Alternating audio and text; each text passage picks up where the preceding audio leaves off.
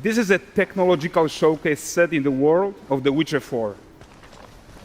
What you just saw and are going to see now is running on a standard PlayStation 5 at 60 FPS with ray tracing. So in the game, you'll be playing as Ciri, a professional monster slayer, a witcher.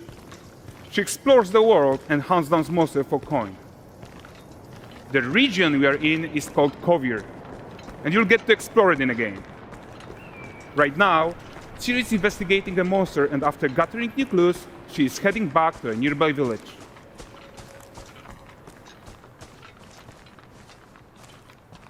All right, everyone, meet Kelpie.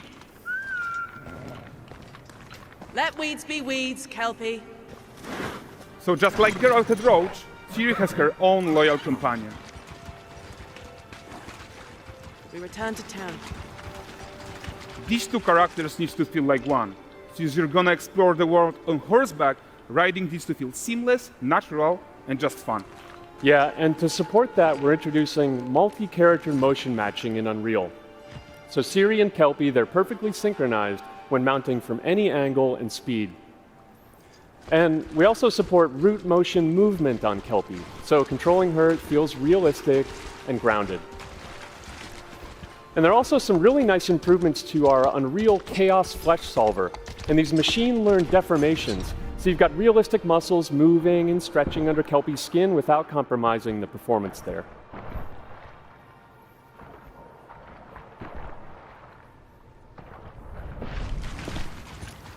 So let's leave Ciri behind for a second and talk about the world itself.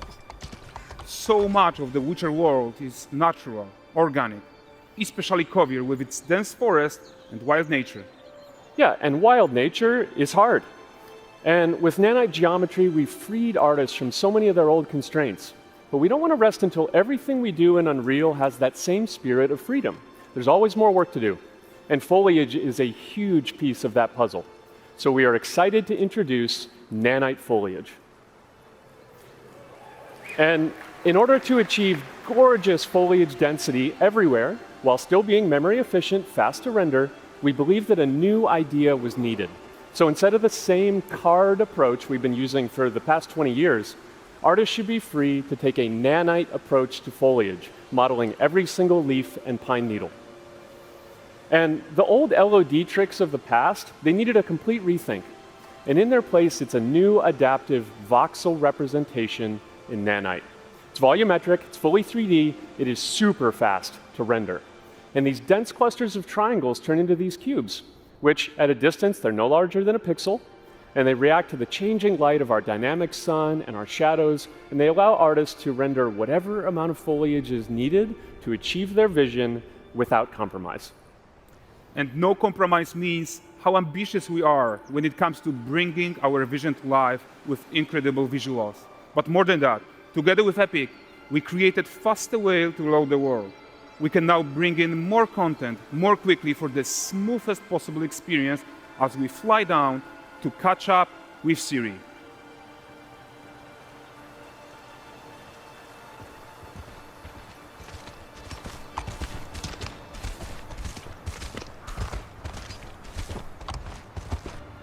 Welcome to Valdrest.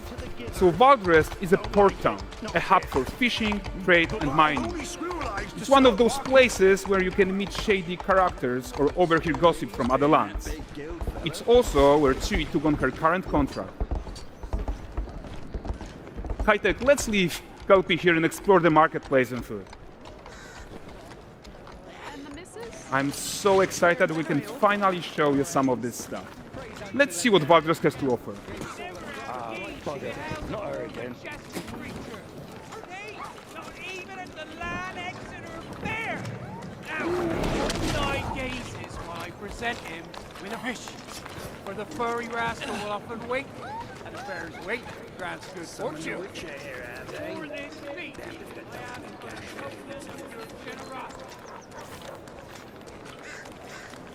Pardon. Guys, notice how responsive the world is. Character actions directly affect what happens around you, sometimes even setting off chain reactions. Everything is working together.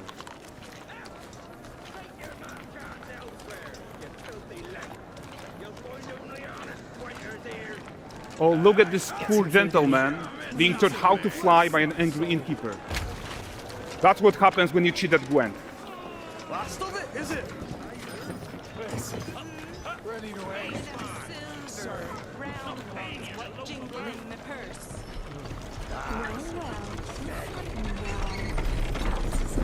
Okay, so this is the guy who gave the quest his own. Like you probably suspect, he has his own agenda in all of this. You off your tits again, Wilfred. Get your ass up.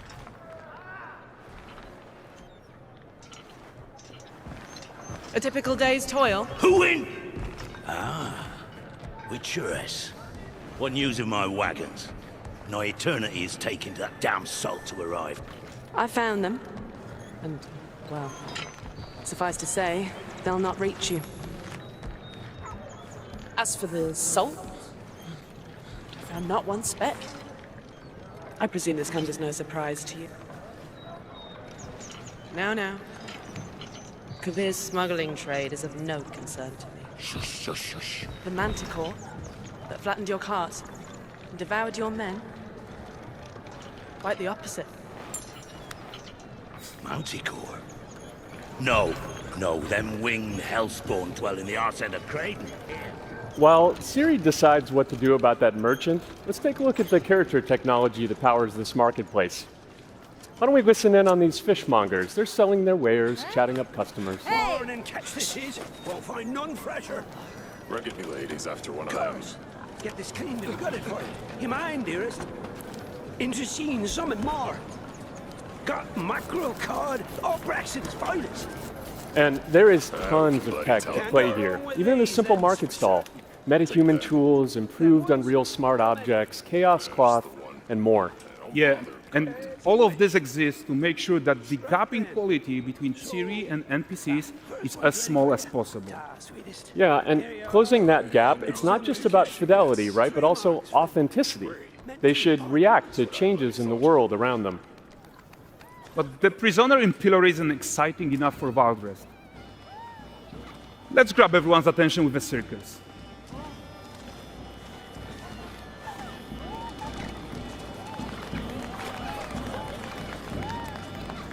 But the great performance deserves a huge crowd though. Let's crank it up.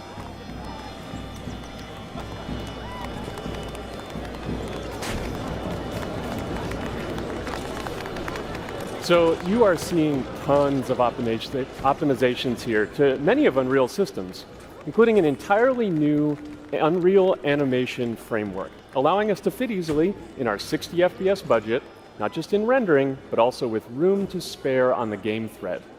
Over 300 animated skeletal mesh agents all going about their business.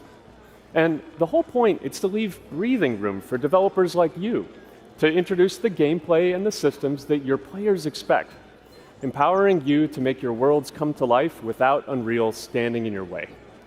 You are right, and that's the open world RPG that we're making. But before we wrap up, how about one final check-in with Siri?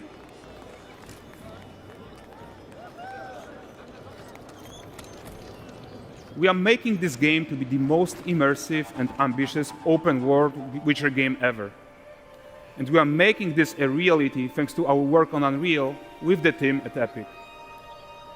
I think what we are doing together is going to bring in a new generation of open world RPGs, and I'm so proud of what we accomplished so far. We are too. So we're almost done, but before we go, here's a small gift for all Witcher fans. A first look at Lanexeter.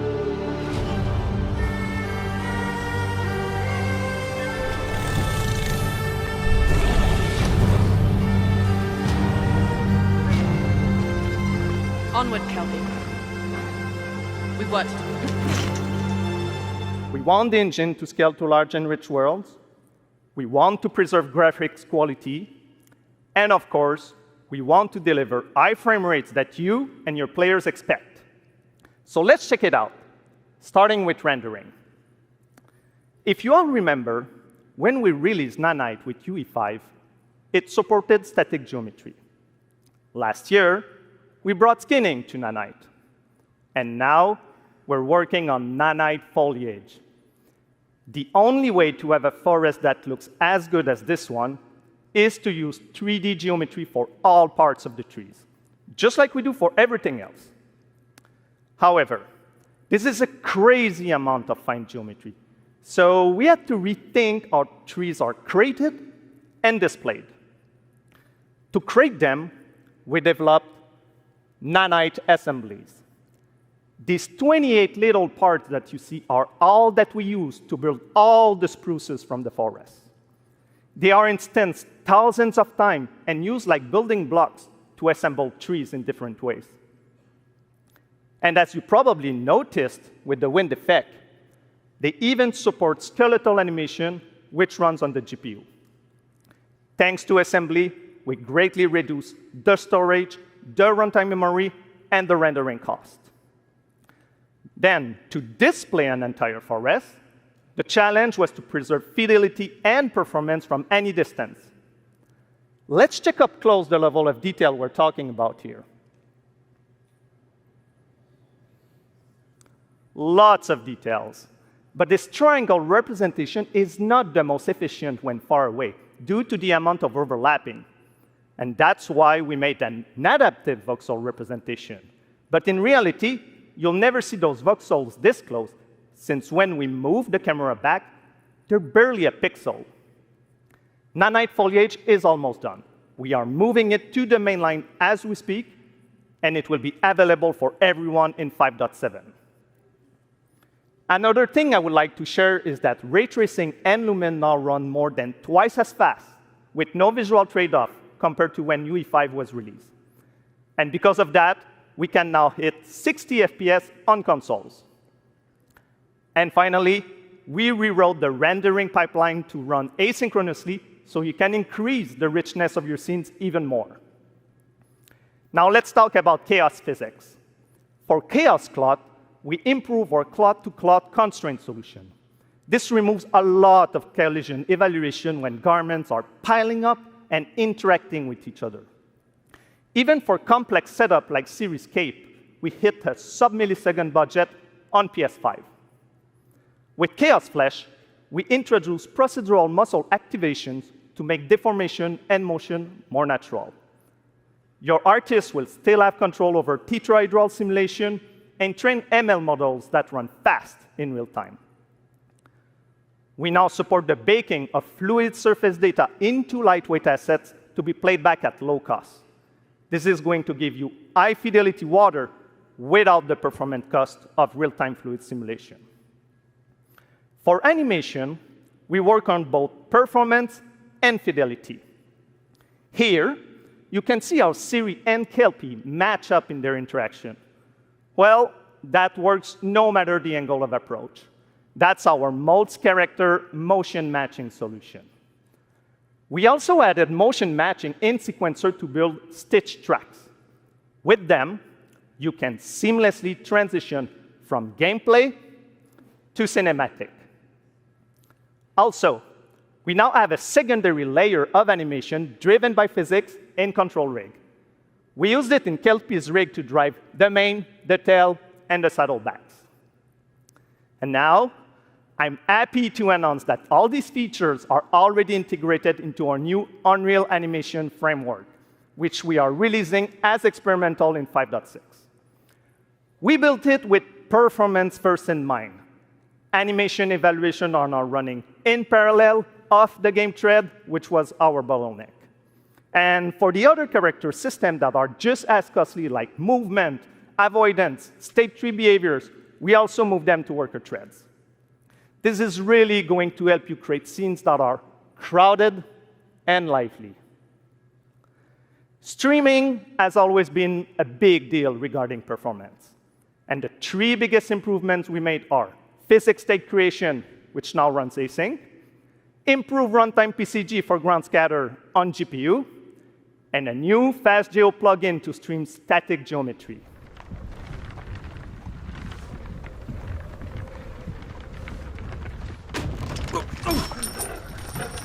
Sleep, is he? The ploughing plonker.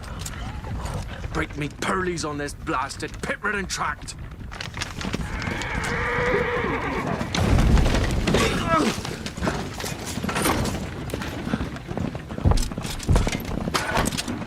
Where's fear not dry road?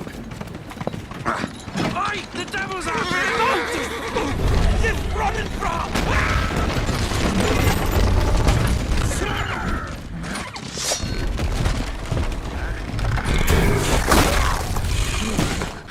Nabiata, shield us.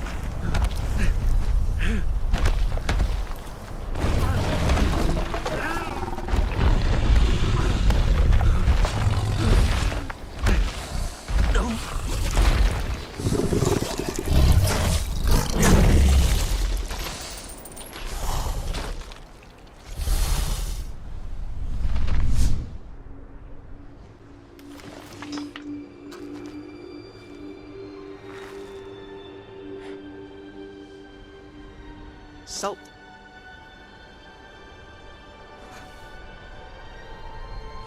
Almost had me fooled, Fruin.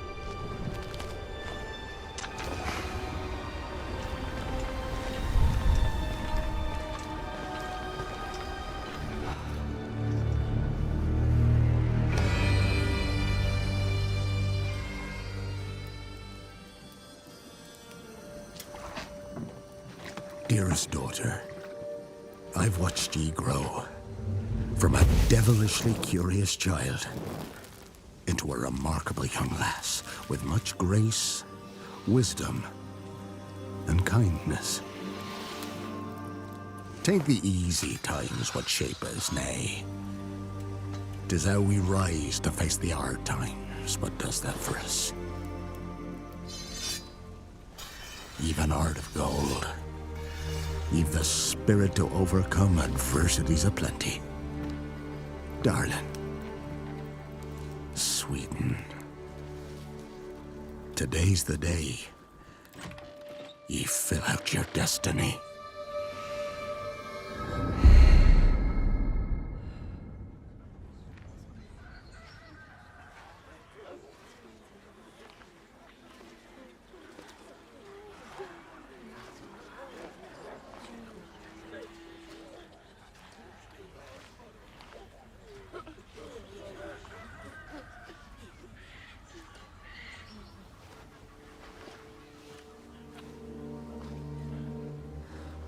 Forgive me, daughter. 'Twere my only choice. I shall be the bringer of salvation.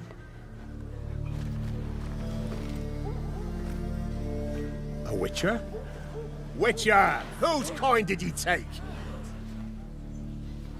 Nay, you can't. 'Tis tradition. Chosen she is, by the gods! No! You chose her.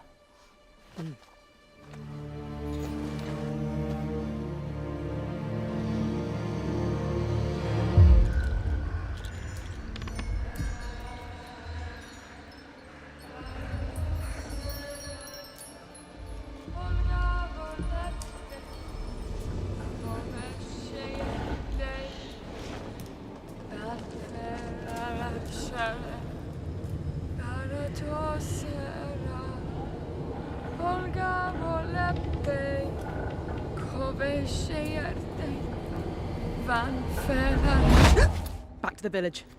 Go, now. Nay! I must save them! Save the village! Save yourself!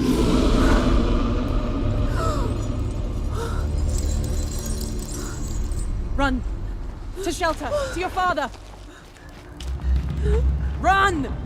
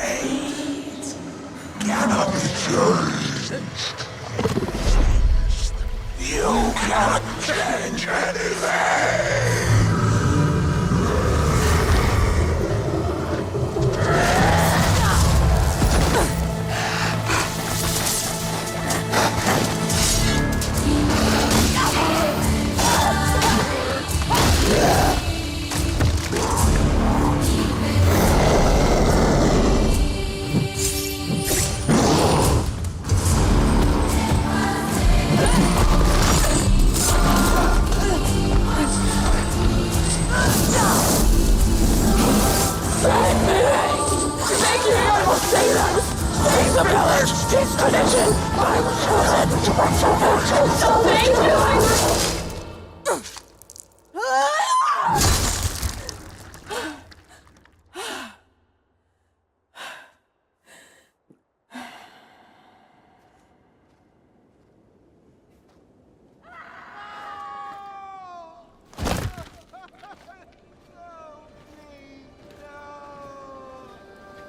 She were to go to the woods. The chosen one. His tradition. Oh no, no, no.